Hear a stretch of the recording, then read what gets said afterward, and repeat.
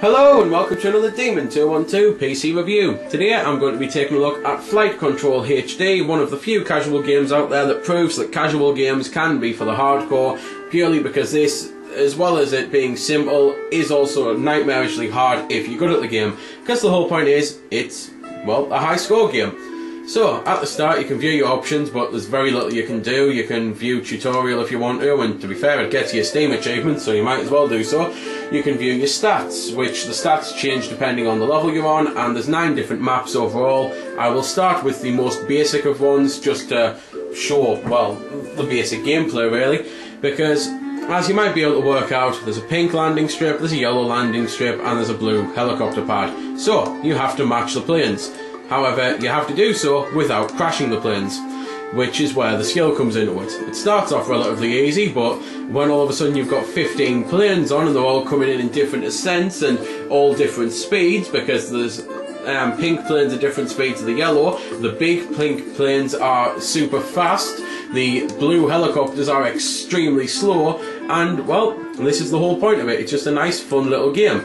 I had it on the iPod when it first came out and I got totally addicted to it, loved it, thought the touchscreen played really well. It then came out on the PlayStation, of which I'm not going to bother doing a review because I'm doing it here, and the PlayStation version is playable with Move or an analog. With an analog it's shocking, it really is, don't waste your time. With Move it's better than an analog, but it's still not as good as the touchscreen or the mouse. I honestly could not have expected this game to play any better than it did with a touchscreen, but the mouse, if you've got a sensitive enough one, plays so well, it's unbelievable. It's just absolutely fantastic. So let's move on to another map and let's get these two to crash.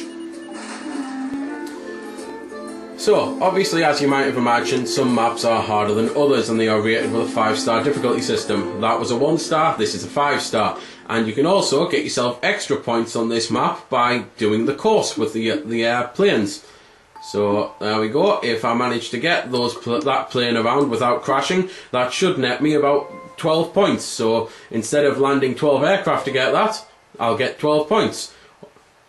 And if you manage to land the planes without going through any, you get no points at all.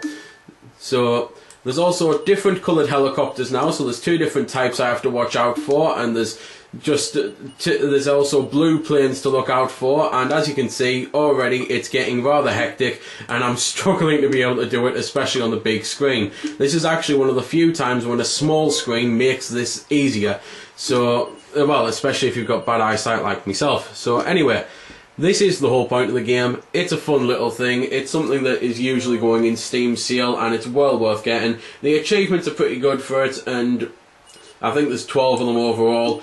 As I say, if you've got the PlayStation and you're thinking about it, think about it only if you've got Move, because with the analog it's almost unplayable, especially when the levels get hectic. I'd be amazed if anyone's out there is able to get super high scores with the analog. It's just that unresponsive, and if you have been able to do it, then respect to you really.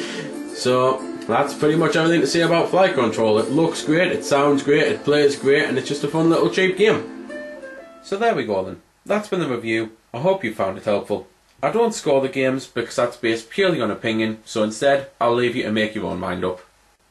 So thanks for watching, and if you've got any questions about the game that I didn't answer in the vid or that hasn't been answered in the comments, then feel free to ask and I'll help if I can.